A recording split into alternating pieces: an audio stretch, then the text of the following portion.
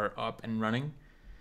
So we are a multinational global organization that's going to dominate the media scene. I need to make sure that all of our connections are up and running. YouTube is up. YouTube is up, confirmed. Facebook is up, confirmed. So whenever you guys are ready, I can click the button and we can go live. You ready to do the intro cut? Sunglasses on? All right. Sunglasses are on. Going live in 3, 2. And we're live. All right, what's going on, everyone? Degree 45 podcast. We were supposed to have a special guest tonight, but I guess they were too special to fucking come on the show. So we're just going to have the three of us. Hope you guys enjoy it. We're going to talk about topics ranging from the Avengers to John McCain. So a lot of different sides of the spectrum. I don't know what we're going to talk about, but we're just going to go all over the place. Or some of it we're going to wing, and some of the stuff we're going to have. I mean, we got the Boy Scouts. We've got John McCain talking about his funeral and not having Trump there, and Mike Pence can go and blah, blah, blah, blah, blah. But anyway, there's no structure. Productions, Degree 45, as you could tell, no structure. And we got Jeremy, Weekly Narrative, and we've got Danielle, and that's just my opinion. What's going on, guys? How's it going? How was your guys' week? Good. I had final exams for my college. I've got my last one tomorrow, so I've spent my entire day in the library and then came to finish it off with you two. What time? 11:10 p.m. Eastern Standard Time. True dedication right there. True dedication. If I make history, I am blaming Cut and Jeremy. So, guys. What about you? What's going on? Well, for me, nothing. I celebrated Cinco de Mayo yesterday. Did you get called out for any cultural appropriation? Did you wear like a poncho or anything like that? No, I just told them I identify as a 100% Mexican man. and then all of a sudden, everything was good. Everything was cool. That one does work, actually. That does work. I've confirmed. That works. I've tried that on Halloween. That does work. If they believe that you're part of that like leftist progressive group, that does work. It's pretty pathetic. What about you? Did you do anything? Jeremy, anything fun this week? Anything crazy? No, I did nothing because my car died. So I've been driving around a little Ford Focus rental and looking for a new one. So that's been my week. Ford Focus, yeah. Nothing screams masculinity like a Ford Focus. I blend right in out here in California with the Ford Focus. So. You just got to put your feel the burn bumper sticker on the back of that thing. Did you see the Avengers cut? No. So the Avengers thing. The reason why I brought that up is a buddy of mine. Said he went and saw it, and he saw grown men in there, 40-year-old virgins in this movie, just crying in the movie theater. Not to spoil it for anyone, but everyone fucking dies at the end, I guess. No. Pretty much everyone, I guess, dies at the end, except for Thor. But the best part was who's the guy from Galaxy? No spoiler alerts on this channel. None. Guardians of the Galaxy. What's the name of that little tree? Oh, Groot. Yeah, he's like a teenager. Brute, whatever. He's like a teenager or something. Brute. Know what he's talking about. And he dies, which I can only imagine. Environmentalists are gonna go after. Oh man. He's like, I am Groot, and he's so cute. I think you're making this up. Now, see, I can't confirm these allegations because I haven't seen the movie. I almost went and saw it last night, but I can't. I think he's making it up. I don't know. Wait a second. You said you didn't see the movie. How can you tell us this information? I can't tell you anything but cut. Because I asked people who saw it. I was like, I'm never gonna see it. I'm too old to watch comic book movies. Hopefully, I think the whole Marvel series is garbage, to be honest with you. I mean, the whole idea of making comic book movies is cool, but the Marvel movies have been super lackluster in their quality. It's the same formula of just like stupid childish comedy, poor writing, and tons of CGI, you know?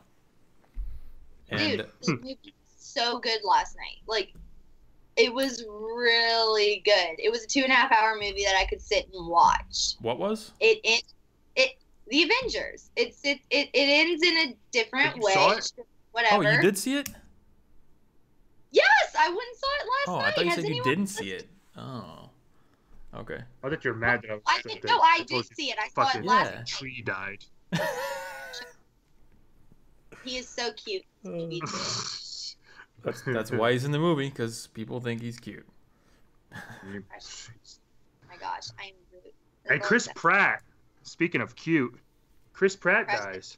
My grandma's gonna watch this. Chris Pratt dies. No, Not Chris Pratt, not that's a guy who Star-Lord. gets, Not Star-Lord. Chris Pratt, the He gets actor, his- dies at the end of the movie. yeah, the Why? actual guy. Can we move to? All this is a spoiler alert show now. Yeah, fucking we sucks. probably pissed a lot of people off. Not a good way to start out the episode here. Well, No, Chris wait a- Pratt actually doesn't. He got attacked for being a Christian and for being like an avid hunter. I think on Twitter. He had to apologize, or he kind of faked apologize for something, but yeah, he... Oh, it was great. He apologized in advance. It was great. He's like, sorry for the Oh, things right. I might say that might offend you in the future that might happen. It's a good strategy. I don't know if that actually works, but it's smart. Kind of just like an overall get out of jail free card. Just say, hey, I'm sorry in advance, and you can say whatever you want. I mean, like, yeah, I guess. So John McCain, Danielle, you were talking about John McCain earlier and Donald Trump. Yeah. What was going on with that? So I haven't read too much into it. I know that John McCain said he's diagnosed with terminal brain cancer. For anyone who's watching who doesn't know, he's had a lot of other health issues, and a couple. Jeremy, you said it was a year or more back. Donald Trump made what I consider the inappropriate comment about how John McCain is not a true war hero. He was captured, and Donald Trump just prefers those who were not captured. And so John McCain has recently announced. Wait. I just think it's funny that he said that. That's the only reason why I'm laughing. I think it's funny. Of course he did. Of course he did. He probably tweeted it. So John McCain was like, look, you're not invited to my funeral publicly. I don't want Donald Trump at my funeral. But, Pence, I would like for you to come. So Vice President Pence is invited to the funeral of the alive man, but Donald Trump is not. And I personally think that John McCain is a war hero, and that what Donald Trump said is a bit ridiculous. I wouldn't want him at my funeral either, but it's kind of an interesting little thing going on. We had the Republican nominee from a couple elections back saying, Donald Trump, I don't want you at my funeral. And it almost coincides with the Olympic stars saying, I'm not going to go visit him in the White House. So none of these people want to visit Trump. Nobody wants to see Trump. What's up, Trump? Well, it's kind of the signification of Trump is not a Republican. You know what I mean? He came in as an outsider, complete outsider to these people. And that just kind of solidifies that idea that when he came in, people like McCain, they should have been on his team. McCain teamed up with Palin in 2008 to try and win the election for the Republicans. And now he's disowning completely the victorious Republican president.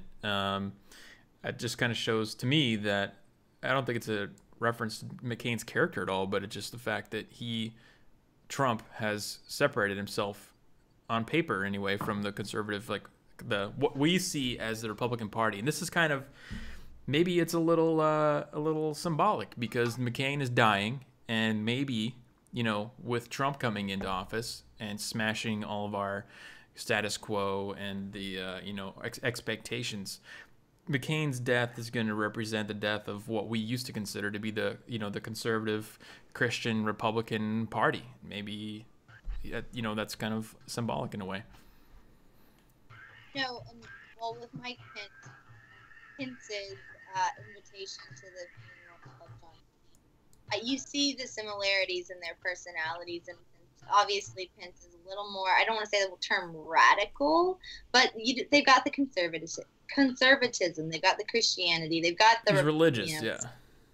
Yeah, and I don't want to say Donald Trump is not, but he's not as forthcoming with it as Vice President Pence has been, and John McCain has been in the past. And on it, I don't know. I don't want to. You're talking about the religion aspect of it?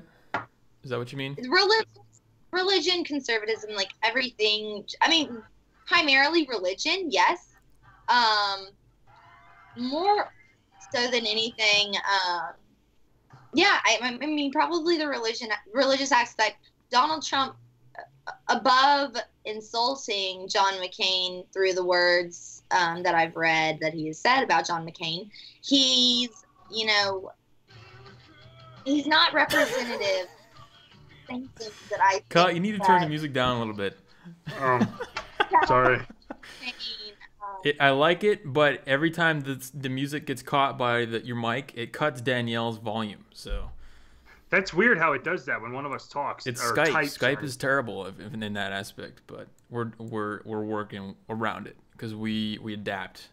But I think you're right, Danielle. The cornerstone, when I think of when I was younger and I was, George Bush was president, for example, like the key cornerstone aspect of the Republican Party and the conservatives was that, oh, are you religious? Like if you weren't even religious, or you didn't proudly portray your religiousness, your Christianity to people and say, oh, pray for this, I talk to God every day, this and that, there's no chance you were ever going to win like the nomination. You're never going to win the presidency, anything like that. You know what I mean? And that is kind of going to the wayside. And that was, like I said, the key characteristic of the Conservative Party back then. Now, what is the Conservative Party even? That's, I think, the question that we should be asking right now is what is the Conservative Party? What are Republicans? What does it mean to be a Republican now? What does that even mean? I don't even know. And it's not that I'm concerned with Donald President Trump's speech, because I mean it's outrageous at times, and we know that. I don't know if anyone has personally looked into John McCain's personal encounter in Vietnam, how he was captured, what he went through. There is a documentary on. It's not really a documentary. It's like one episode of this series dedicated to, and it's called Locked Up Abroad. If anyone wants to look it up. I've seen that. That show's insane, man. That show really makes me appreciate living in America, I tell you. It really does. Gives you this new appreciation for the people who go out and risk their lives, and then not only risk their lives, but I mean these situations like John McCain, they get captured and then they're tortured for years, months, years. And I mean, if you watch this episode, it's not even centered around John McCain. It's centered around another man who was in captivity at the same time, who met up with John McCain. But you get a little bit of insight into John McCain's captivity. To say he's not a war hero, to say that's just disrespectful, disgraceful. And I've always said I'll be the one. I'm a Trump supporter, but I will always be the one to say when I disagree with him. And oh, wow, this is ridiculous. I think that is above insulting. I don't even know words to give it if he genuinely said that, which I'm assuming he did, considering John McCain doesn't even want him at his funeral.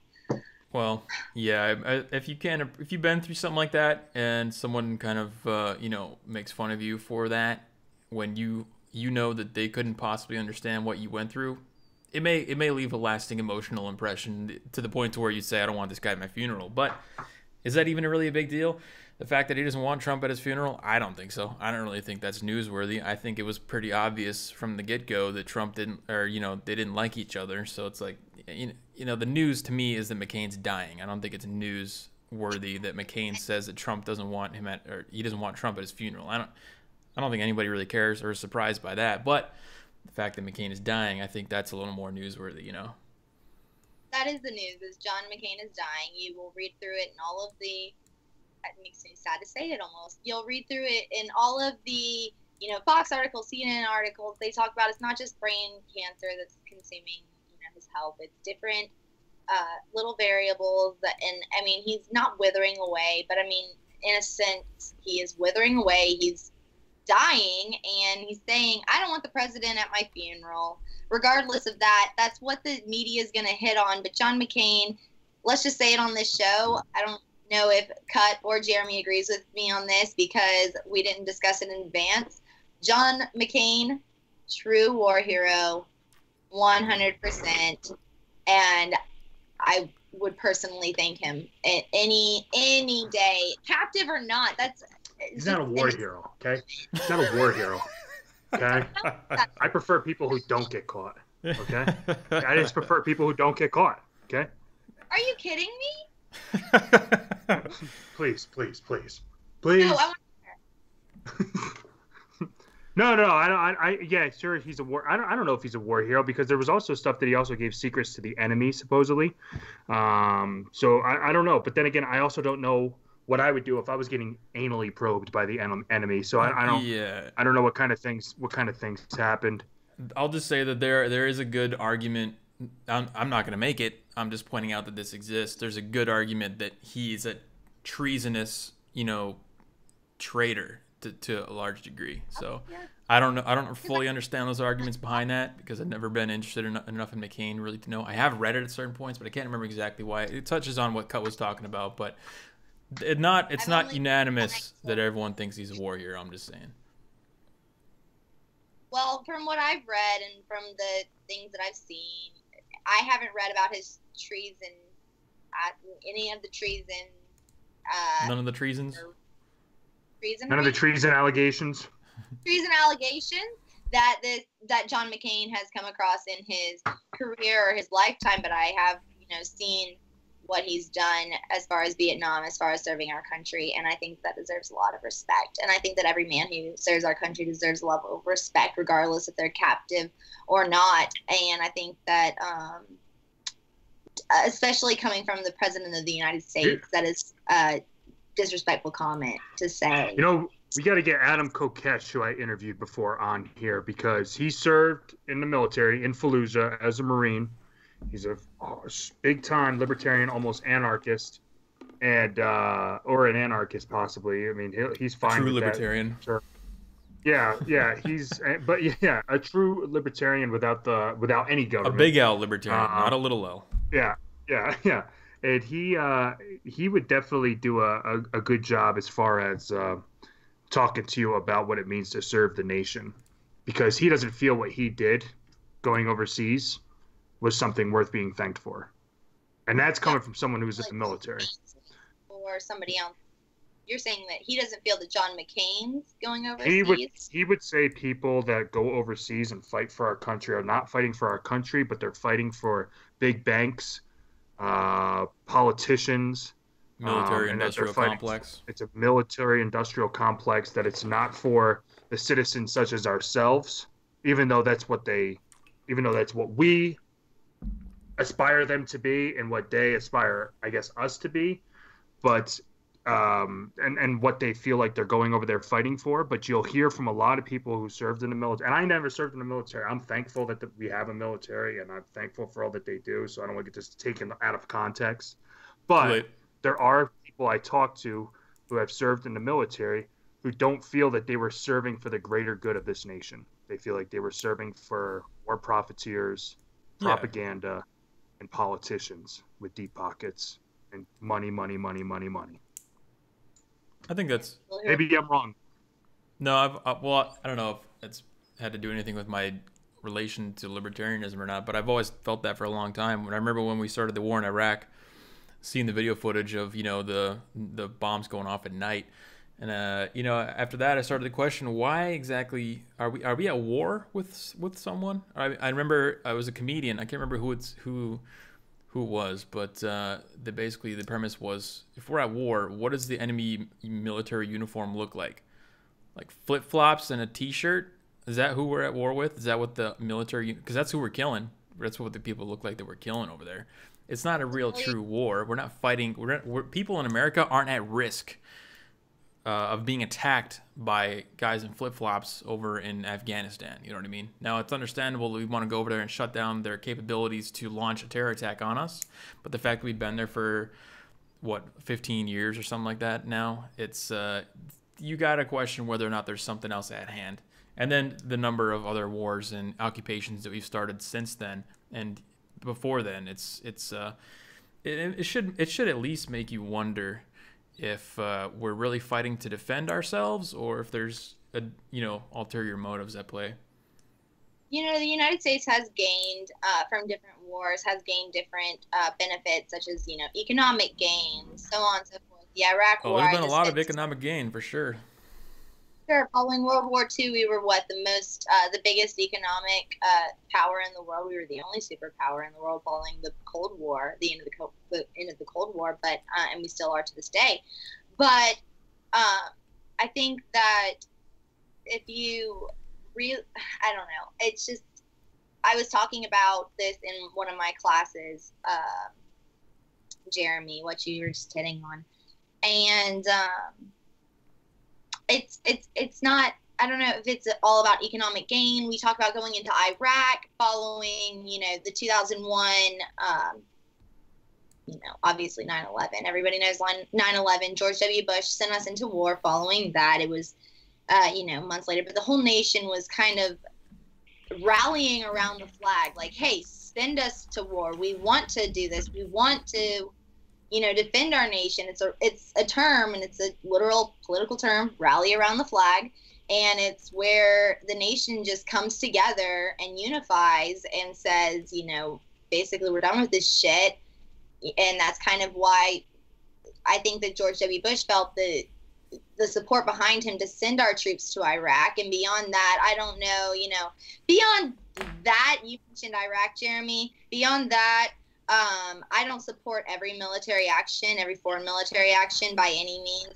I've spoken out against Syria in recent videos, but I think the whole Bush family is a bunch of pieces of shit. And there goes all the right-wing viewers. I was like a baby. No, not the real right-wing viewers. If they support Bush, they might as well just be Democrats.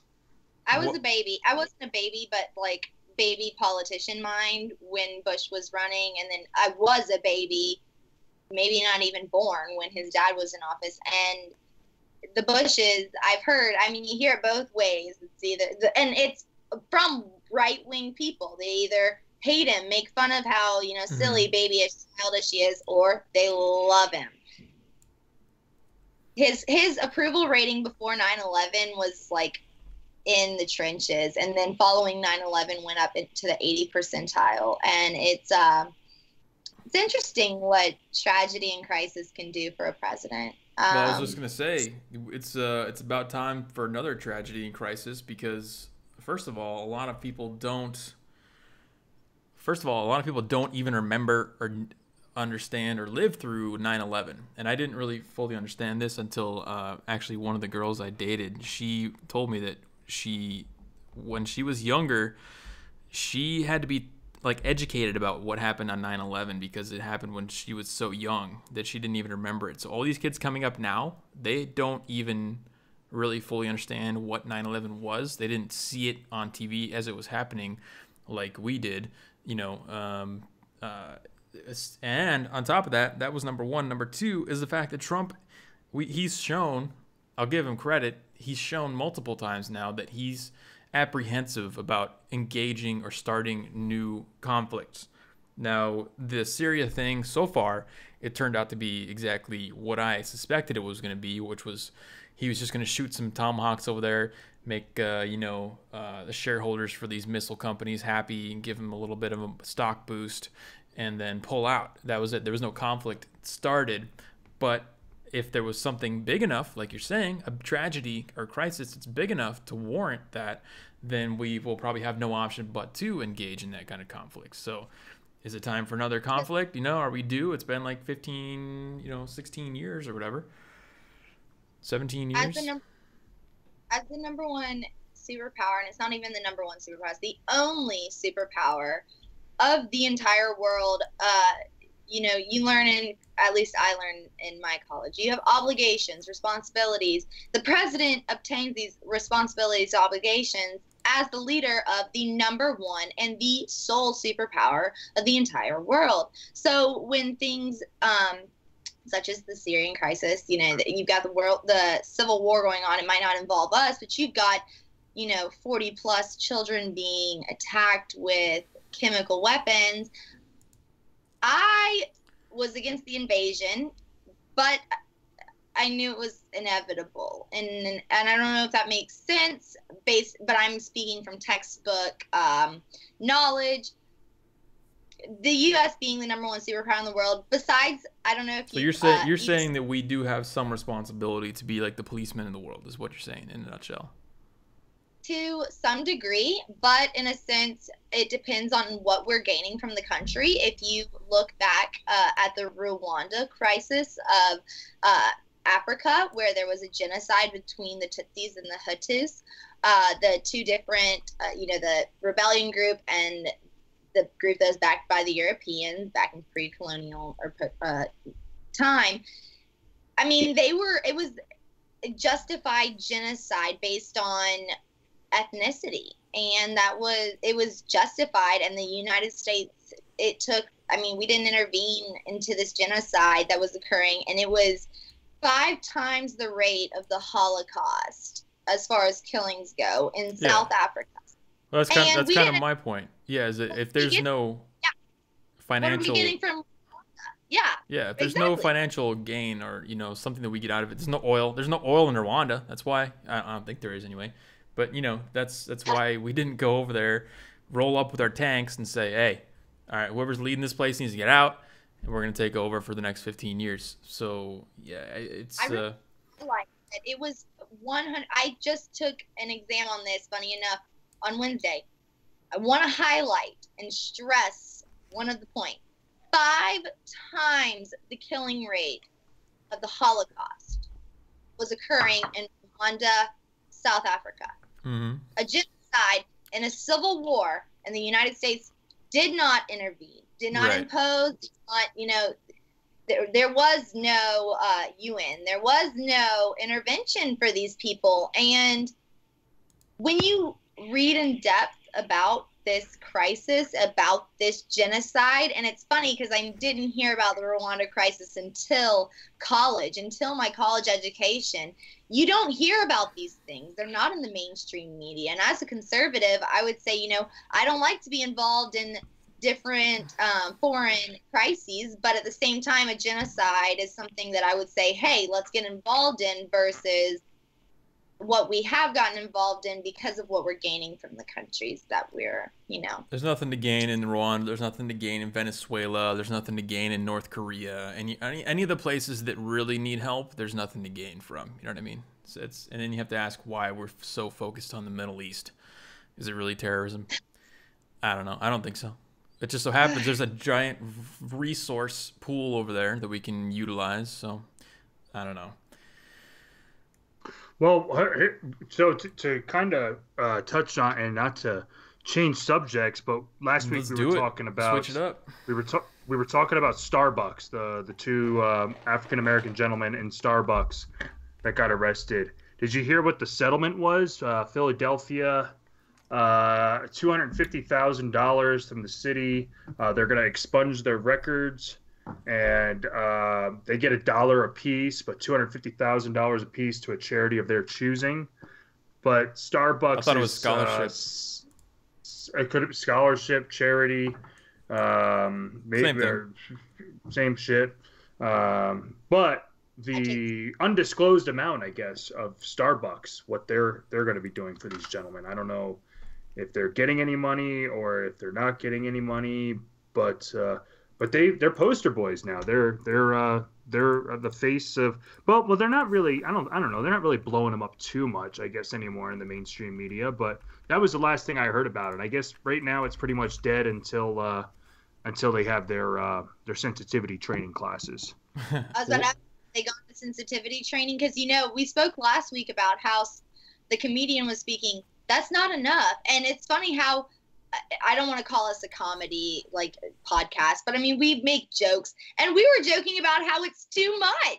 What is this sensitivity training? This is bullshit. This is going to cause hostility between, customer and client relations, regardless of race, especially when race is included. As a white female, I don't work at Starbucks, but if I did, and I would be uncomfortable, wary about, if I had this sensitivity training, what am I supposed to say if I say the wrong thing? What happens? What level does this get taken to? But it's not even just that. I say it every time. The woman kicked him out because they were loitering. Whatever they were doing, if they were suspicious, if they were, having any sort of suspicious behavior, is beyond what I've read. But I have read that the woman asked them to leave. They did not leave. She asked them to buy something. They did not buy anything. They were loitering. By definition, get the fuck out. Mm-hmm. Right. Well, those are the facts, and facts don't matter anymore. It's all about feeling and emotion. That reigns supreme over everything. That's how we make decisions in life now. That's how everyone wants us to make decisions. So none of what you said matters. I hate to say that because it was great. You articulated it very well, but none of that matters at all. Which we'll get to the Boy Scouts here in a second.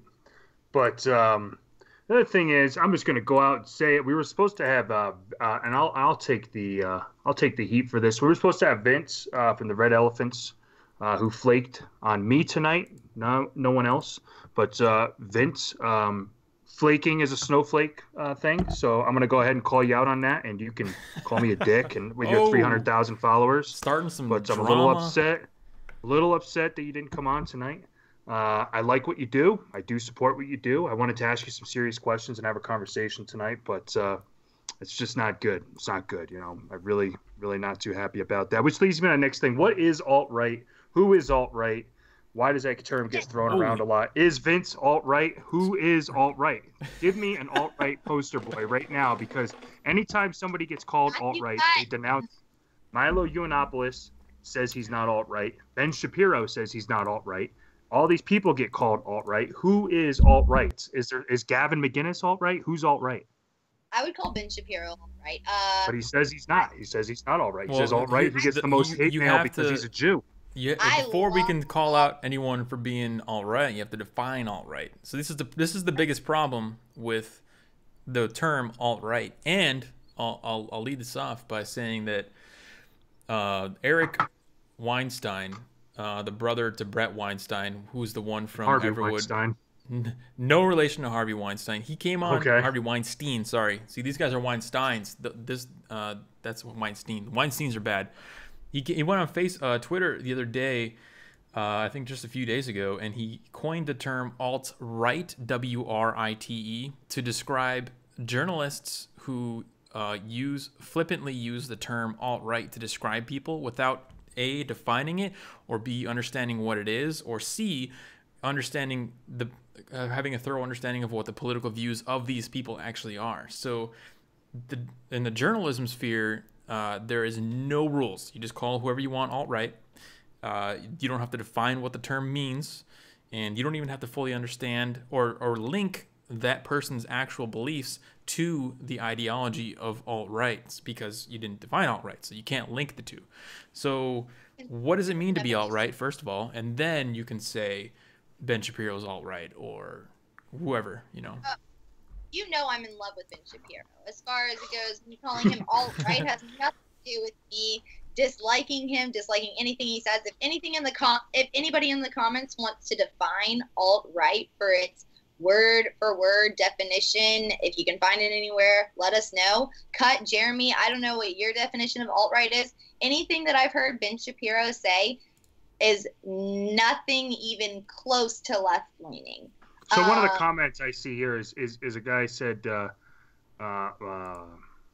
Mark says that alt-right is like a white nationalist, people on the right that are extremists. So would that be like Black Lives Matter would be like alt-left? Would that be like radical left? It's referred to as that, yeah. It's referred to as that. I wouldn't call alt-right white nationalist. That's where I differ. If alt-right is alt-right just a made-up fucking thing anyway? That's the thing. I think. Well, that's the thing. Here's the thing. If you go to now Richard Spencer, who Tara aptly brings up in the chat, she says Richard Spencer is an alt-right person, and that I think is the only. Goes by dick. I think that is the only person that anyone can definitively say is alt-right, because the dude. He runs a website called altright.com. He calls himself alt-right, and his movement that he's associated with is what was mentioned in chat was the white nationalist movement of like preserving white identity. Now, the confusion that comes along with the alt-right, and where they normally get linked to like Nazis, they get linked to white supremacists. White nationalists and white supremacists are not the same thing. Not at all. You can be white nationalist and not want to cause harm or hate anybody, any other racial or ethnic group at all. You just want to have pride in your own race and try to preserve your own race. That's what they will say. That's what Richard Spencer will say. That's what his mentor would say. I forgot his name off the top of my head. He's an older guy. That's what Basic Man would say. Yeah, so that's kind of the alt-right architecture. But when alt-right, the term first appeared on the scene, all that really meant was that you didn't like the progressive left and you liked posting memes about politics online and pictures of frogs. As alt-right, that's like the term I was taking him from. I was like, yeah, he so doesn't. That's why. That's why I didn't. But nationalist, like that's ridiculous. They're white supremacist, even. Right. That's absolutely absurd. I get that there's racism involved, but in this world today and in politics today, I understand entirely. But alt-right, I can't. I don't know. If alt-right is white supremacy, then I need to go back and do some more homework. Well, that's why I didn't jump on you. Danny Farnsworth, who's fucking awesome, by the way, who says he'll come on the show and comes on the show, unlike Vince from the Red Elephants, says by definition, the alt-right would be no government and the alt-left would be total government. That's a pretty simple explanation for it. Yeah, I like that. Alt-right would be anarchy. So wouldn't alt-right kind of be like the Adam Kokesh, though, in a sense? I don't know. It depends on, again, who you ask what the definition is, because... Lawrence Southern? You say Lawrence Southern? Well, Richard Spencer, he's kind of advocated for socialism in some instances, so I don't know if that would apply in his case. But so really, you can identify as anything nowadays, is what you're telling me. If you were to say alt-right means no government, then that instantly turns any libertarian or like an anarcho-libertarian into alt-right, which I don't think is necessarily true. I think alt-right, in the definition that it is today, it's linked to white nationalism and the preservation of a white kind of like quote-unquote ethno-state, which again gets misinterpreted as some kind of white supremacist thing, which it's not. They don't want to wipe out all the black people and all the Indians. They literally, and this is the funniest thing, I spend my time like researching and listening to this kind of stuff. They have their own YouTube channels and stuff where you can go and listen to their ideas. They'll say outright, we want a piece of land in like Oregon. We just want we want white people to move there. We don't want to kick anybody out of this area, but we want to kind of encourage them to leave if they're not white. That's essentially what they'll say. They literally want to have their own like landmass in like the United States where it's mostly white and they resist any kind of other cultural influences. That's here's what the other they thing say. too. Like the alt-right, what's weird to me too is if they're for no government, they wouldn't be for Blue Lives Matter.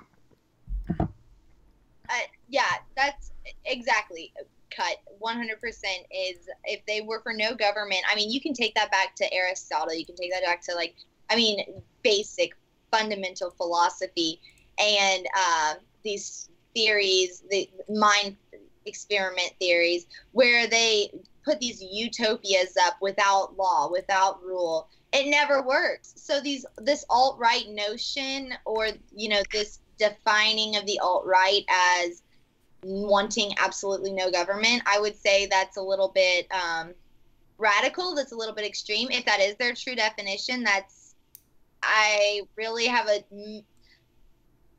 I've been wrong about alt-right for its definite term, but I would say no government is a silly concept for anyone. And I mean, even a white supremacist, and I would kick one in the teeth if I could. That's ridiculous. It's a little violent. That's a little extreme. I would kick a white. All right. Well, since I'm the tech guy, I googled it. This is right from altright.com. I know how to Google who we are. Who we are. This is what they say.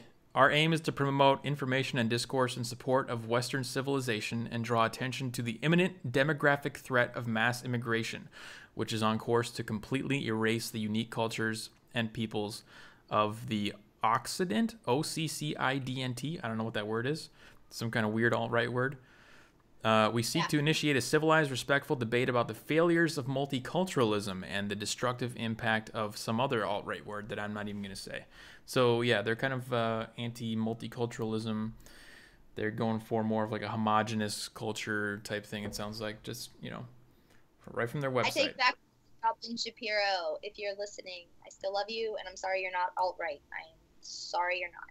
There you go. I said it, and I was not aware of the exact terminology. Now that all of our viewers are, now that I am, now that Cut is, now that Jeremy is, alt-right, Ben Shapiro, not alt-right. You just got educated. I'm just not educated. I'm a female. No, I didn't say you're not educated. I said you got educated. She makes a point. All right, Cut. But no, we're not alt-right. The three of us aren't. Thanks, Cut. That completely changes my interpretation of the term, and that in itself, you just displayed the exact problem with the term alt-right is nobody knows what it means. So people are using this word, but nobody actually understands what it means. It's generally used right now by especially journalists, just used as a word to disqualify or discredit someone. You know, as like Jordan Peterson would say, because they tag it. Because if you go to CNN and then you look at the CNN thesaurus, alt-right is right next to racist and homophobe and misogynist. You know, those are all the other words you would use for alt-right according to certain news outlets. Or straight white male. Majority of news outlets. Yeah, straight white male, Christian, whatever you want to use.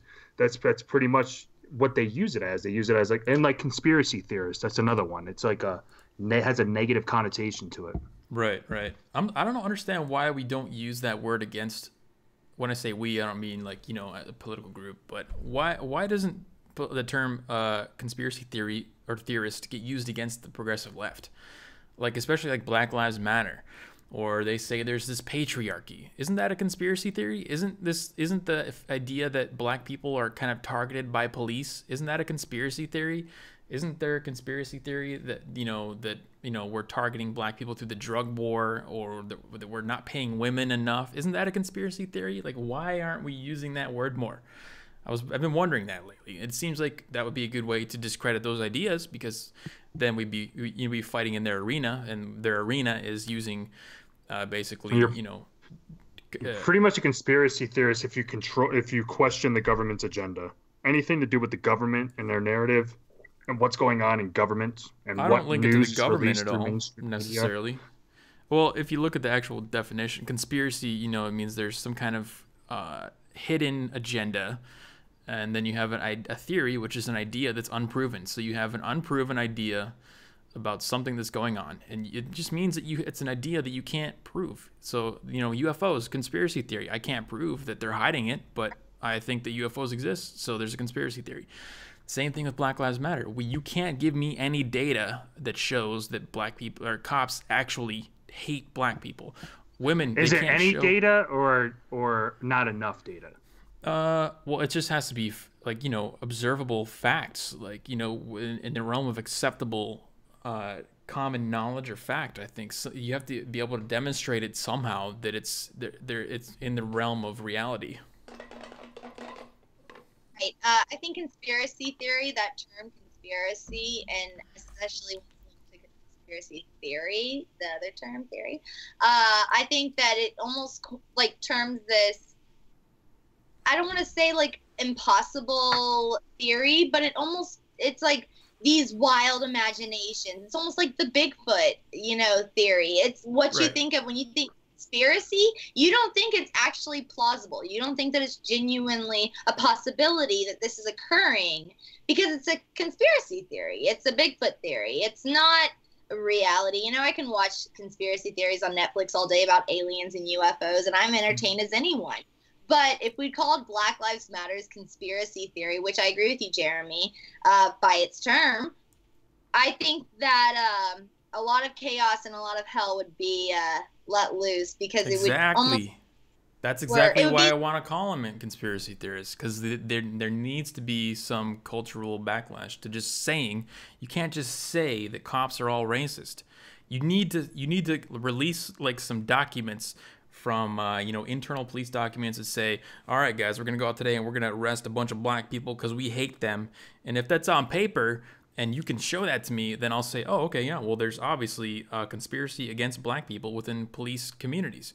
But when you just go around and say black people hate, or cops hate blacks, or cops are murderers, they murder black people, without any the only substantiating evidence that they have is actions or events that they attribute to that, because that's their predetermined bias, is that cops hate black people. So when a cop shoots a black person, even if that cop is black, by the way, which he was in Stephon Clark's situation, they still say that cops hate black people. That's the best evidence that they can get, and that puts it in the realm of conspiracy theory for me.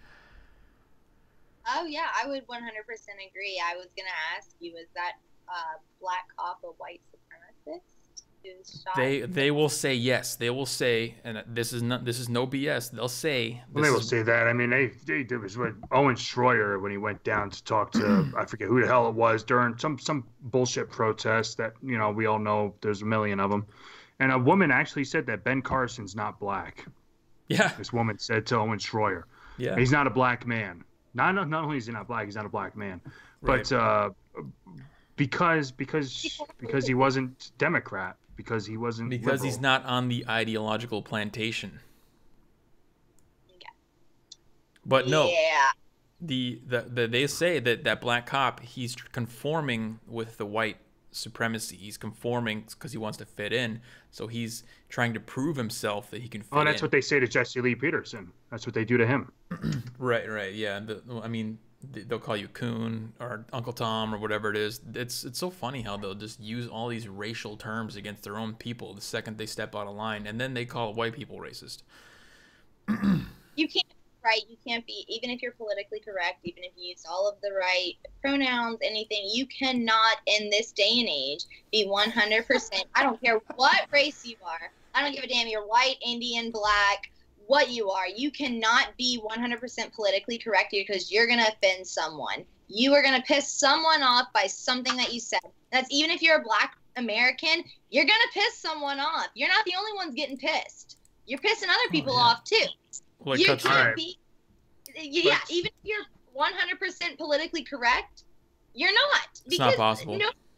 That's let's focus here and let's talk about the Boy Scouts. The topic of the week. Is this the topic of the week? Well, let's talk about the poison of what political correctness is. It's called the Scouts now. The Scouts BSA, which it's called the Scouts, Boy Scouts America, I think they're calling it. But it was Boy Scouts America, but now it's not Boy Scouts. It's just Scouts now. Mm-hmm. If only they had an organization where females could be Scouts, then everything would have been okay. But I guess they didn't, which they did. Fucking Girl Scouts.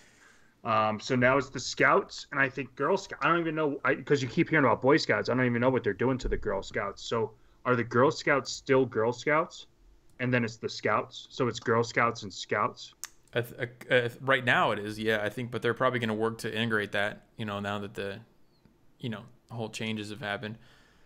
But for tentatively, I so I'm going to end up Girl having Scouts. Transgender children giving me cookies as I'm going into a supermarket. What's going to happen? Term is that the cookies are still viable, and that the cookies still available. It's fucking, like what kind of cookie is that? Is that peanut butter? It's any kind of cookie you want it to be. It's peanut butter, but it identifies as mint. Butter. It's a mint cookie. It's a wafer. It's actually a wafer. We don't use cookie specific pronouns. It's a crisp. Okay, we can't. But that's crazy because I don't know how long the Boy Scouts have been around for, but I talked to people who are like Eagle Scouts, Boy Scouts, and I don't even want to know what's going to happen to the Cub Scouts, like what they're going to call them, because that's like, I guess, like the younger version going into the Boy Scouts. I wasn't a Boy Scout, so I don't know, but It's just crazy to me. Like, and I can only see what's going to happen with these pre-teenagers, boys and girls going out camping together. That sounds like it's going to be a real great fucking idea. Real We've already idea. gone into women's bathrooms because they identify. Going to whatever bathroom they want.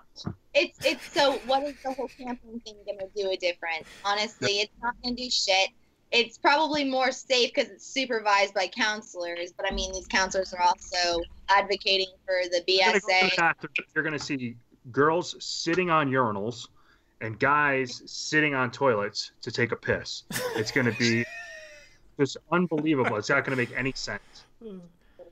Is it sustainable though? That's the real question. Now I'm gonna go back to my Jordan Peterson argument here, because he just recently had an interview with 60 Minutes in Australia where he got basically they turned it into a hit piece against him. It was about the wage gap with the women, the fake wage gap. But the whole point that he was saying is that when you try to enforce changes like this, when you try to enforce equal pay for women, quote unquote, or you try to enforce girls going into the Boy Scouts, it's not sustainable because it's against human nature. You can't make a girl be interested in, whatever the Boy Scouts do. I'm sure it's more masculine than the Girl Scouts. Boy Scouts aren't out selling cookies and stuff. They're messing with flint and tinder. They're trying to make fires. They're making makeshift fishing rods. I don't know what they do, but you know what I mean? The girls are going to get... I wouldn't be surprised if they saw like a drop in membership, a massive drop in membership, or at least a start and a massive drop in membership now, because they're going to find that, oh, wait a second, no, girls actually don't like to do all the same stuff that boys do.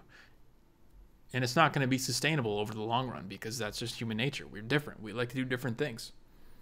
I can tell you that in the class that I'm taking, I have an exam in tomorrow. We aren't learning about, I should have already learned about this. I am learning about and reviewing about how back in ancient Greek, they thought that education was so valuable that it was assigned to, human nature. And we had, no. I mean, it is valuable. I wasn't laughing at you. I was laughing at a Facebook comment.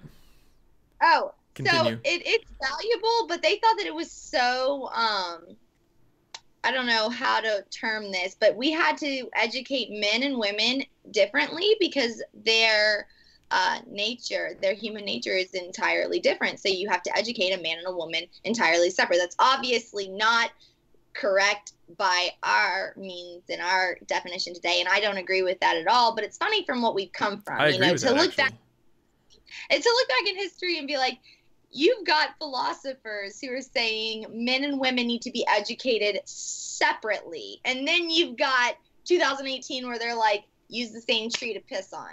Right. It's like funny. It's sorry, Grandma. Well, not to go off on a tangent, but I do believe the men and women do need to be educated differently. I think that's a big problem that exists in the educational institution today. Part of the main reason why men are lower than women in almost every metric, almost every available measurable statistic as far as success in education. Men are doing worse than women, and I think that does have to do with the way that we're educated. But I don't want to go on the tangent. Keep it on the Boy Scouts. Tara brought up in chat that the Scouts of America are going to start selling hormone pills now instead of cookies. No! They're putting chemicals in the water to turn the frogs gay! If I lose my Thin Mints over this... The friggin' frog's gay. Atrazine pills and hormone pills. It's politically correct. It's going to be drag scouts. You're just gonna like fucking go in. Dude, they're gonna have a badge. You get a badge for doing drag show. I placed first in a drag show. I got this badge. I tied a knot. You're male, so you're not female. But am I the only female who, comments whatever females, whether you like or dislike this movement for the Boy Scout, the BSA, whatever the hell you want to call it? Am I the only one who doesn't want to be associated anymore because I'm like uncomfortable with the fact I played softball and was co-ed because we were young, whatever. It was boy and girl, and I was one of like 3 girls on the team. That's kind of normal. But when you can't even get past the political correctness of boy, Girl Scout, now we have to merge them into some whatever, as long as they still sell cookies, I guess. Well, it's a part of an ongoing battle to reduce the differences between men and women, because we've already seen this in the feminism and Yourself a tripod. Oh, nice. We've already seen this in, the feminism and the progressive left movement overall, as they say there's no biological difference between men and women. And this is just the extension of that. This is the continuation of that campaign. I mean, that's just a fact. There's so much science behind that. I can't even begin to tell you. I don't even want to call out my friend, but she's super liberal from California. I love her to death, but we had this. It wasn't even. And her name's Debbie, and she lives at 455. It's hard to argue with her because, like, I can argue with somebody and not be offended, but like when you argue with somebody from the left, it's very feelings oriented. So it's like we had this very feeling touch discussion about transgenderism and how I believe that if you are allowing your child before the age of 18 or whatever age limit that we decide to sex change, that's absurd and child abuse. She views it entirely differently. She says it's child abuse to not allow them to have the surgery because then you're making them suffer for all those years. So, I mean, listen to these completely different viewpoints. One is saying, I want this because I think it's for the betterment of society. The other is saying, I want this because I think it's for the betterment of society. So what do? How do we look at this? And I mean, we can say biology is biology, facts are facts.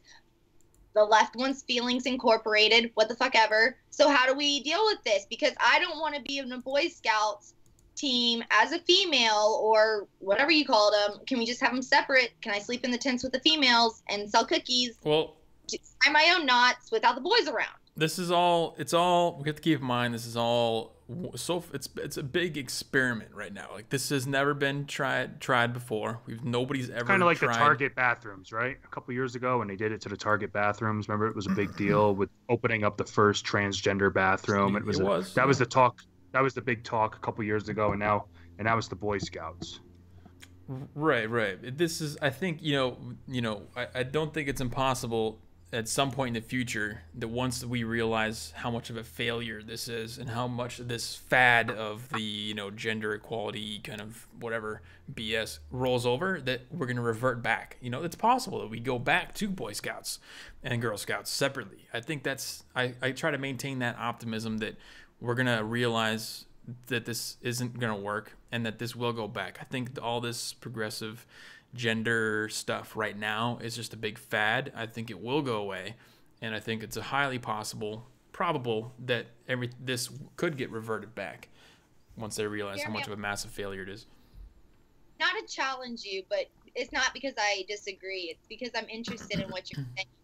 You think that in our lifetimes, even how I want you to elaborate on how that would even be with how deep we are dug into this whole PC bullshit. How dig ourselves out of it? How do we say a man's a man, a woman's a woman, this or that, tit for tat, what the hell ever? How do we get out of what we're in? Because I don't think we can without seriously upsetting some sort of group, a big group. Well, I'll let you go ahead. I'll take a second stab at it after Jeremy. You have to remember that reality, although it doesn't matter in political pundit sphere, like what we're doing, it doesn't matter on YouTube. It's still reality. The reality is these biological differences do exist. Women don't like the same things as men. Regardless of how much you say that doesn't exist, it's still going to be there. It's still going to be a factor in reality after 5 years, 10 years, whatever it is. That is going to persist more. It's going to persist stronger than their political will to make it not exist. So they're going to lose energy. They're going to move on to a different movement. As soon as this isn't their big topic, their big thing that they're all worried about, as soon as, the 2020 elections come around or whatever it is, and their minds aren't on this anymore, or maybe it's 2030, maybe it takes that long. It's going to get to a certain point to where this isn't their main issue, where identity politics isn't their main issue anymore. It's going to get to that point. And when that does, reality is going to try to start to coagulate itself back in a lot of different ways. And this is going to be one of those ways. And they're going to realize that maybe we should go back to Boy Scouts and Girl Scouts. I think that would be the argument for that is that reality persists regardless of whether or not they want it to, and reality will outpersist their ideological incessance. Hey, Cut. I was gonna say I think things will just go back. I think Boy Scouts will go back to Boy Scouts. I'm kind of an optimist, I guess, with that. And the reason why is if I was wrong, then Donald Trump would have never been elected president because we had a pussy in office for 8 years and people got tired of it. People got tired of all the PC, lovey-dovey, hippie, liberal shit and government control of everything. And that's what they're trying to do is have government control of everything, including thoughts, which is definitely something they would love to control. And that's what they do through mainstream media. So what they're going to do is just keep trying to pry people into thinking a certain way so they can look innocent. Like there's people that look at Hillary and are like, she's not a liar. Like she's not a liar and she's never done it. Like, and because all they watch is a certain form.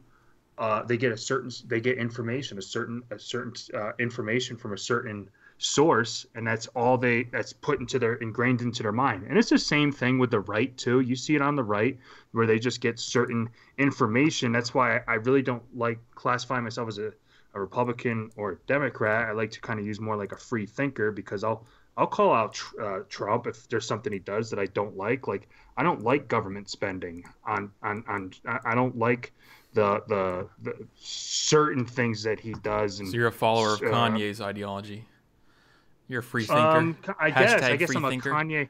I guess I'm a Kanye guy. I guess at the end, and you know what? And that's the other thing with Kanye. I don't like Kanye now because of what he did. To me, it's just like, wow, he's a normal human being. That's the only thing I guess I can respect. Right. We have a celebrity that's normal. In a sense, he's crazy. He's not all there, I guess, in a sense. I mean, I would be sure if I was next to Bruce or Kate or whatever they identify as that day, and the rest of our Kardashian family. You know, that'll kind of make anyone nuts, and Lamar Odom and all those guys. But you know, it's just but what he said, I kind of respect. Whether it's to sell albums or because he's actually a Trump supporter, I kind of respect it, and even it's for money, because at the end of the day, I'm all for someone making money too. So, but to hit off what you said in the beginning, you were talking about, people are literally blind to the fact that Hillary is a criminal. Same friend. I hope she doesn't watch this. Even if she does, I love you, friend. Same friend. Literally, I will bring up crimes against Hillary, different allegations, different, whatever that she has done. And it's like, it's literally pushed aside because Trump is worse. She might have done this, but you've got to get this. And it doesn't matter if she's a lying, crooked criminal, because Trump is worse because he said pussy on a bus. And let's be realistic about that. No, I mean, really, like that's liberal logic. Trump said pussy on a bus, therefore 30,000 subpoenaed emails that are deleted by your very own Hillary Clinton. That's not criminal behavior. That's, that's normal. Criminal behavior is saying grab her by the pussy. That's criminal behavior. That's something that needs media focus, media attention, clearly, right? It's emotionally criminal. Right. Here's the thing, they have these hypotheses on Trump between Mueller and Michael Cohen, and all this stuff, and they're really digging deep to find something. And you know what? If he did do something that was against the law, then I'm not going to defend him. But at the same time, is this all over him sleeping with a porn star? What did they find when they got? We're not hearing anything of what they found. And then we already all know that she deleted over 30,000 emails that we know about, but nothing. They're not digging into it anymore. There's nothing. And Seth Rich, you don't hear about like these little. And I'm not saying Hillary was the gunman on the grassy knoll for that one, but it's just like you don't know, like but because no one, it's just, I don't understand why the magnitude of what she did and the amount of attention it gets versus a multi-billionaire before becoming an elected official for the United States, becoming president of the United States, having sex with a porn star before any of that while he was a billionaire. Why that's the main focus, why that even matters compared to the Kim Jong-un thing and black employment being at an all-time high and Hispanic employment being at an all-time high, real estate for black people being at an all-time high, Hispanic people being at an all-time high, crime rates going down in big cities. Like it's just Bitcoin's crazy, back to $10,000. I mean, Bitcoin's back to 10,000 points. They're coming out with a Happy Gilmore too. I mean, it takes away from the shittiness here. Here's what it boils down to. I'm going to boil it down to a nice concentrated extract of an idea. They hate success. Donald Trump is the epitome of success, and they'll use anything they can get. They're in a pit. They're crawling. They're scratching at the walls, trying to get anything. There's scratch marks all over surrounding them. Anything they can get to try and take this guy down or discredit him, make him look bad, make him look stupid, throw a wrench in his operations, anything that they can do, they'll do it because they're so enraged by the fact that he is successful on every aspect of his life. They hate that. They hate everything about it. Yeah, and I think the number one question to ask, the number one question I think to ask the left when it pertains to Trump is, to me, this is my number one question is, why would a man with all that success and all that money risk it all to become president of the United States and deal with all this shit that he's dealing with right now? Why would he do that? Oh, right. He gets bullshit left and right. It is nonstop. Nothing that Trump can do is ever appropriate. And it's so funny. You're talking about Stormy Daniels. I was on CNN about 20 minutes before we went live, and there is a headline that talks about how she's ripping Trump to shreds on this reality show or this TV show with, whatever. She's talking to some hosts. But it calls her a porn star. It doesn't even call her by her name. It doesn't even say Stormy. It says porn star rips him to shreds. So it's like, that's the best they can do. How are you? Porn star rips president to shreds. Cool. So now all of the feminists, we're lining up behind this literal quote-unquote porn star. Cool. Great. This is awesome. Can we focus on something else? Anything else? Anything. That's the captain of their moral cruise ship is a porn star. That's the best that they have got to fight this battle against the evil Donald Trump and the conservatives. That is the best that they have right now, because the Russian narrative is gone for the most part. The Mueller time narrative is gone.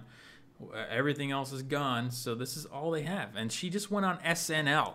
There's a victim of an actual, like, if you were actually victimized, would you go on Saturday Night Live and actually make jokes about it? You have to ask yourself that. I'm not going to tell you how to think about it. Just ask yourself. Would an actual victim make jokes about it? If I'm the victim, I'm not seeing Bill Cosby's fucking girls going on Saturday Night Live. Right. Exactly. Or the kids from Jared from Subway, or the kids from Michael Jackson, or any of that stuff. If they were an actual exactly. SNL, I'm gonna at least say, hey, can you give me like a headline with like not the term porn star in it? Can we like give me some sort of credibility? I'm out here like, talking for your narrative. I'm out here going off of your agenda. Don't call me porn star. It takes away from everything that you're trying to say, CNN. It doesn't for them. It doesn't take anything away from them. It doesn't on Saturday Night Live. For normal people, it does. Yeah. No, yeah. We can say normal people, but normal people this day and age, half of them are leftists. The fact that doesn't ring like alarms in your ears or across your face, that you are reading the title porn star does whatever, rips apart president, that's pathetic, that's hilarious, and that is just degrading to your side. I mean, CNN laugh out loud to that. I read that and was like, maybe discuss this on the show, but like, what do I say? Porn star rips president to shreds. That's Stormy Daniels on the Cooter News Network. I mean, it's ridiculous. That's the best they got. It's sad. Well, that's the state of their position right now. It's weak. It's weak. It's really weak. And you have to wonder how are they going to handle this coming up? I mean, are they going to make Stormy Daniels run for office in 2020? Like how are they going to handle these elections? Like, what is their real world application? When do they switch over from this anti-Trump narrative to actually gearing up for the elections and bringing out a candidate that matters? Like, does anybody on the left think about that right now? Like, how pathetically destroyed their whole party and their state is? The DNC has no money, no funding. They have no actual candidates. Yeah, they might win some seats in some midterms, but they're doing Hillary's doing I think what is $100,000 a plate dinner or whatever out in New York. Her and Bill, or is it $800,000 a plate dinner? I saw. So they'll get some money some way or another. I mean, they're the thing. They're still schlepping Hillary around. They'll find a way to get some money and some nasty ways to get it too. Yeah, well, you know what? If Democrats win the midterm elections, they're gonna find a way to impeach President Trump, and that's just my. And don't forget they got all the support of Hollywood. They got all of Hollywood support. Seriously. No, but seriously, if the Democrats win the House, I think that with all of the pressure that has been put in, against President Donald Trump, for any move he makes, we got to be careful. They'll try to impeach him. And I mean, it's not just like they'll try. They're trying already. They will be, I don't want to say successful, but I worry that they might be successful in finding some sort of loophole in impeaching this president, because they want to impeach him so badly.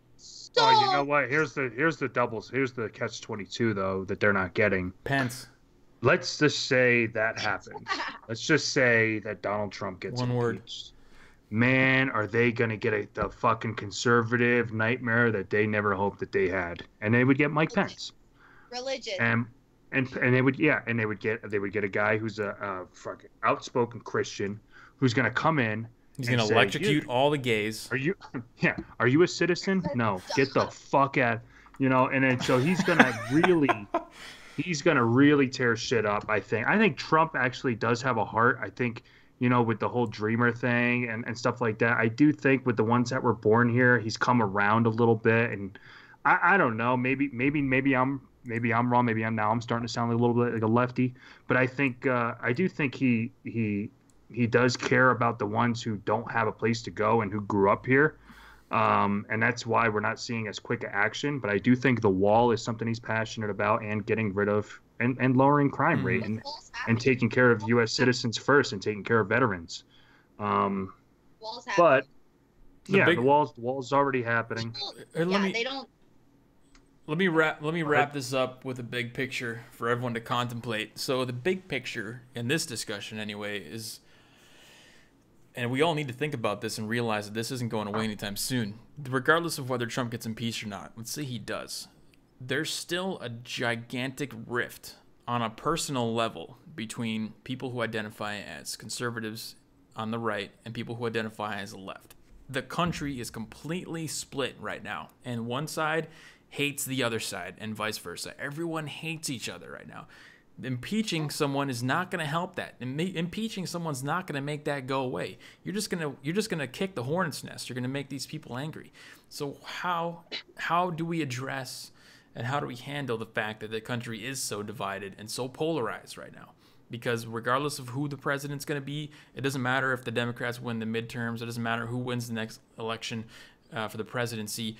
This divide is still going to exist, and it's not going away for a while. So how do we handle that? And we have to, you may have to realize that we have to actually start trying to find some common ground.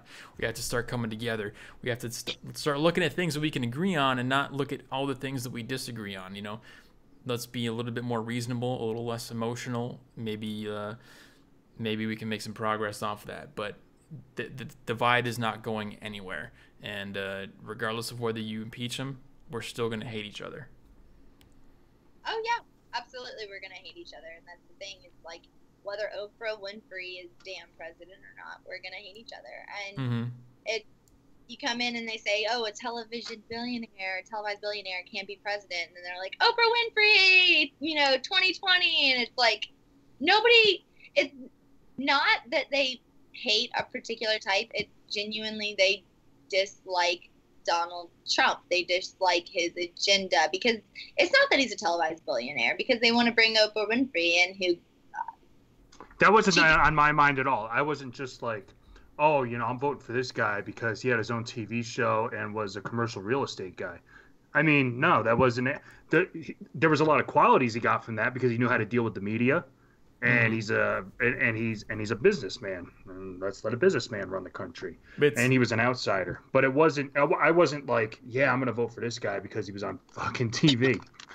It's not just Donald Trump, though. It's not Donald Trump. It's not just the fact they hate Donald Trump. And to call back to an earlier point that you made in this show, they called the black guy who's running for president. He was a presidential candidate, Carson. They called Carson. They said he wasn't black just because he was running for. He's a conservative. It's not about the person. It's about the ideology behind the person. If Carson got in office, they would be attacking him just as hard. Well, maybe not just as hard because there's not as much material, but they'd still hate him with the same fervor that they hate any other conservative, and it's the ideology. They'll strip your color of your skin from you because of your ideology. Oh yeah, Jim Webb, O'Malley, Bernie Sanders, and Hillary Clinton. Yeah, that was the DNC white, primaries. Rich elites. Talk about rich old white people. Right. And then when he went over to the Republican side, he had you had Cruz, Rubio, Ben Carson, the Indian guy, and then what's his name? Kanye. Kanye 2020. Kanye, and then you got Carly Fiorina. And then you got Christie, who identifies as a orca, as a whale. We had the conservatives had the first orca presidential candidate. How much more diverse can you get? We had Latinos, we had blacks, we had women, we had orcas, whales, aquatic mammals, leprechauns. I don't know. I was a Rand Paul, if anyone. Okay, guys. To wrap it up, because I have an exam in the morning. I was gonna say we've gone almost an hour and a half. We have gone. Yeah, we've just no guests. We're loving each other, but loving/hating each other. I mean, we're gonna entertain regardless of whether or not we have a guest. But to speak on that, we do have a guest lined up for next week who is probably gonna be a little more reliable. She does have a fairly big YouTube channel. Over 100,000 subscribers. If you look at conservative commentary, you may know her. I'm not going to drop any names because if we have a situation like today where she doesn't show up, then I don't want to disappoint you. Only Rosie O'Donnell. I thought that was I was like. But yeah, so thanks for hanging out. Everyone in the chat, thanks for all your comments. You guys are making us laugh. Great comments. I hope you guys enjoyed the show. We'll be back here at the same exact time next week, 7:45 p.m. PST, because we're on the West Coast. Or, well, most of us are on the West Coast anyway. But anyway, hope you guys have a great week. Like us on Facebook. Go to the YouTube channel and subscribe to the YouTube channel. This is live on YouTube, too. We're going to try and grow the YouTube presence as well as the Facebook, youtube.com/degree45, I believe it is. The link is in the description for this video. Go there, subscribe, check out the VODs there afterwards. And we will see you guys next week. That's it. Jeremy from Weekly Narrative, Cut from Cut Productions, and Danielle from That's Just My Opinion. We're out. We'll see you guys later. Have a good one. Bye, guys. Have a good one. Bye.